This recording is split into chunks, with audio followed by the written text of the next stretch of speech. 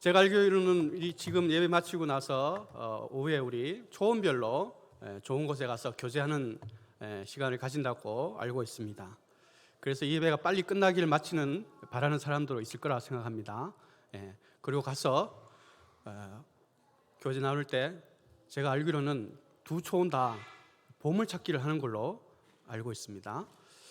그래서 지금 보물을 어떻게 찾을지 고민하고 지금 있는 분도 있을지 혹시 모릅니다. 우리 주일학교 아이들은 보물찾기 하는데 어떤 보물을 찾을지 기대하고 있죠? 네. 한번 기대 한번 하면서 우리 어떤 보물들이 준비되어 있는지 한번 잘 찾아보기를 바랍니다. 보물 찾으면 어떻습니까? 네, 참 좋죠? 싫어요? 보물 찾기 싫습니까? 보물 찾기를 해보면 보물 찾기 전에 보물 찾으러 갈 때 기대감, 설레임 참 좋죠?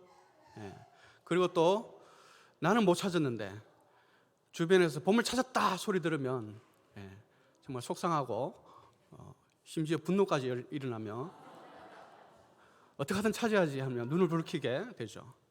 그러다가 보물을 발견했을 때 얼마나 기쁩니까? 이 보물이 뭘 참 있을지. 오늘 그것도 있는지 모르겠습니다. 여러분 보물 찾았지만 꽝이 있을 수 있습니다.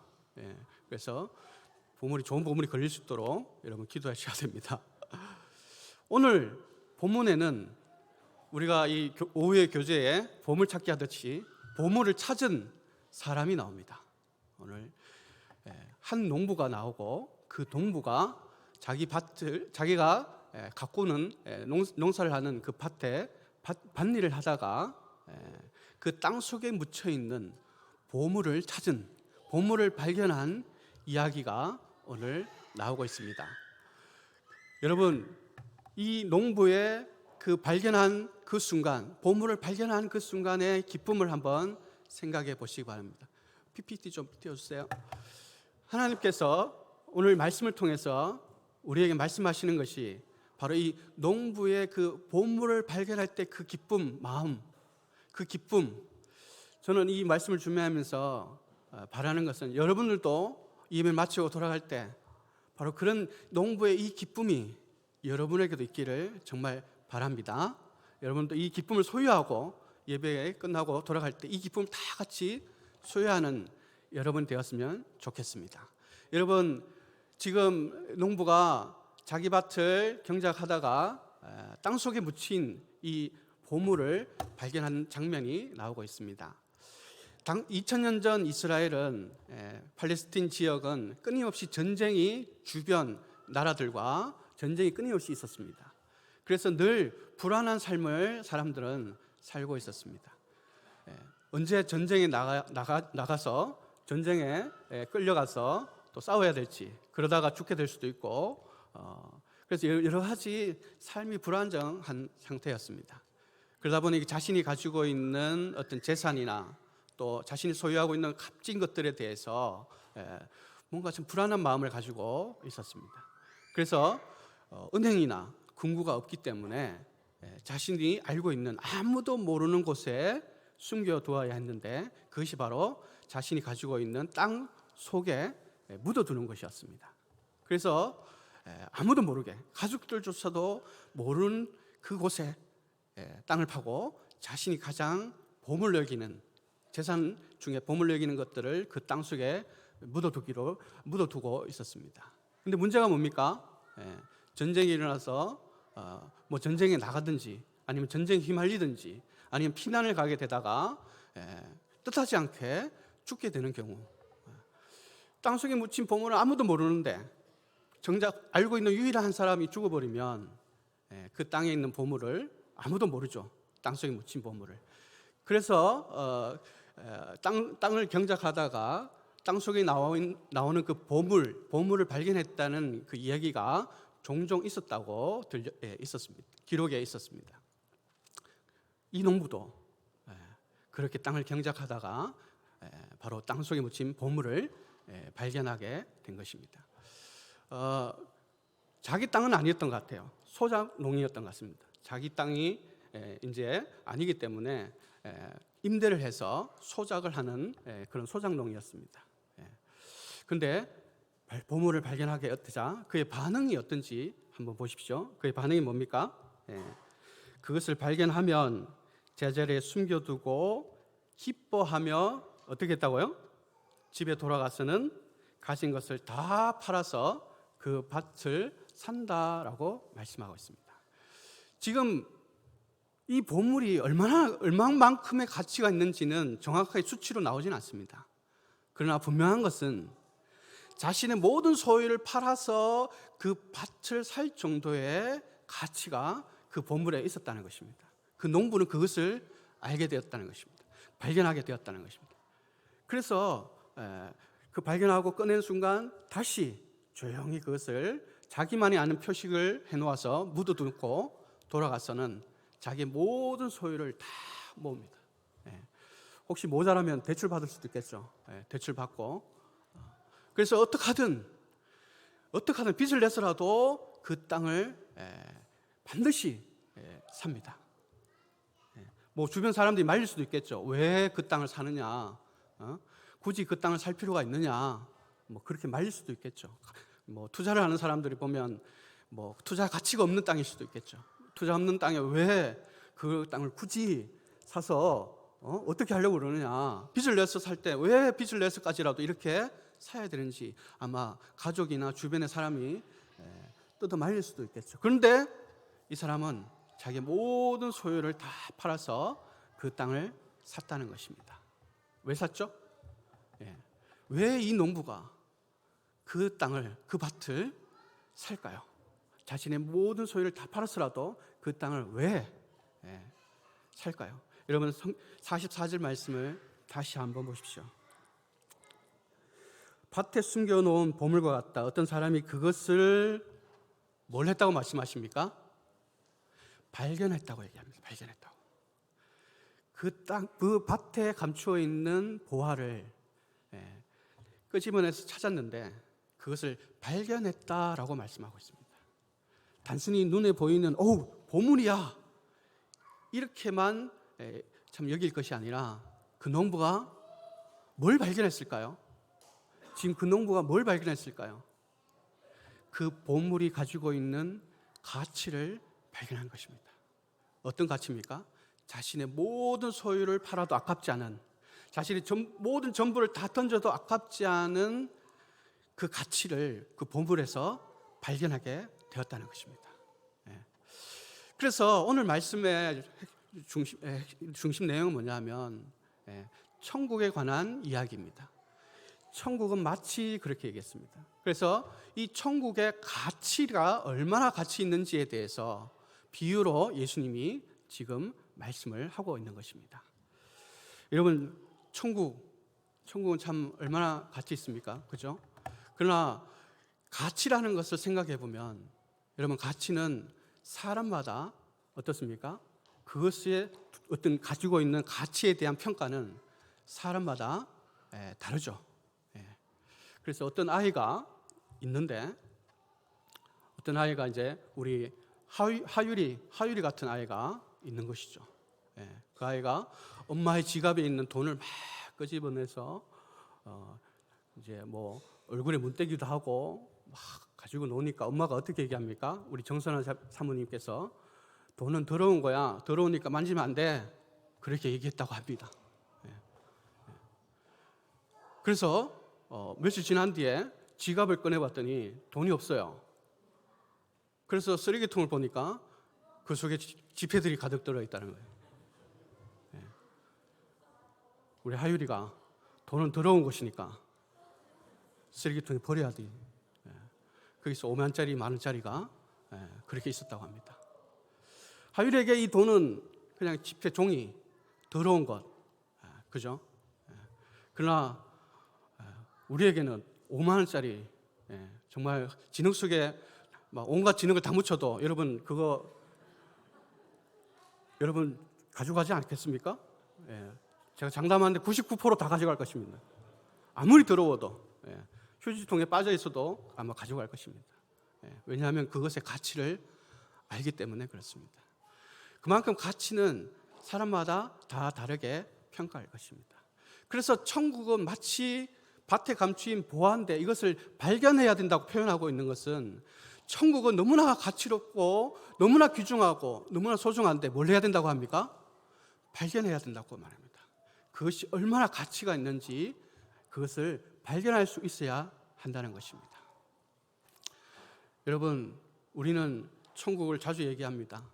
우리는 천국을 소유하고 있다고 얘기하고 또 천국을 우리는 이미 천국을 확신하고 있다고 얘기를 합니다.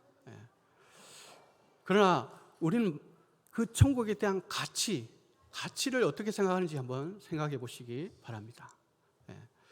너무나 흔하고 너무나 자주 언급하다 보니까 이 천국이라는 것이 우리에게 주는 가치가 우리 하율이가 지표를 보면서 아무 가치를 못 느끼는 것처럼 마치 정말 종이처럼 별 가치를 못 느끼고 있는 것은 아닌지, 그래서 우리가 다시 한번 농부의 마음을 한번 생각해 보았으면 좋겠습니다.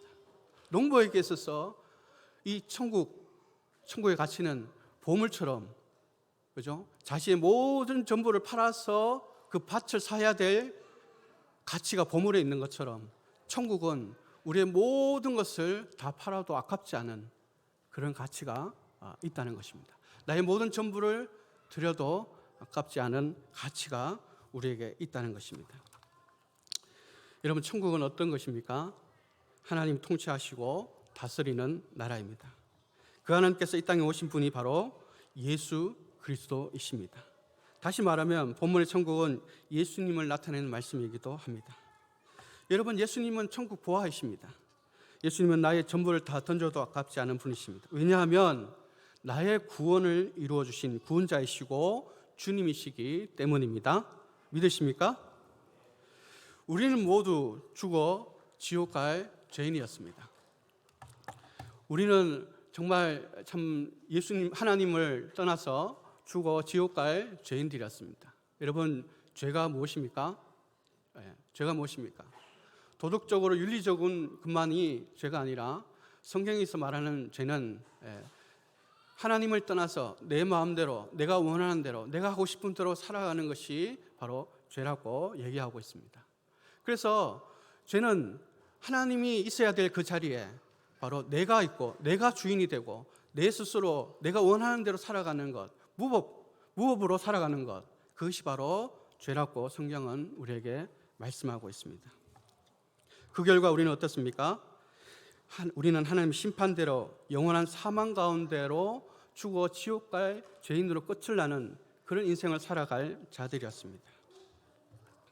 그러나 이런 우리를 위해서 예수님이 어떻게 하셨습니까? 바로 하나님의 아들이신 예수님께서 바로 이 땅에 오셨습니다. 그리고 나서 그분은 어떻게 하셨습니까? 십자가에 우리를 대신하여 십자가에서 피 흘리시고 죽으셨습니다. 그분의 피 흘리심은 우리의 죄에 대한 값을 지불하기 위한 피 흘리심이고, 그분의 죽으심은 우리의 죄의 생명을 대신하여 죄값을 지불하신 십자가의 죽음이셨습니다. 그래서 예수님이 피 흘리시고 죽으심으로 우리는 어떻습니까? 우리의 모든 죄는 사해지고 우리의 참 죄된 본성들, 죄의 생명들은 다 십자가와 함께 죽게 되었던 것입니다. 그래서 이사야 53장 4절에서 6절 말씀은 이렇게 말씀하고 있습니다. 우리 다 같이 한번 읽어보도록 하겠습니다. 그는 실로, 시작. 그는 실로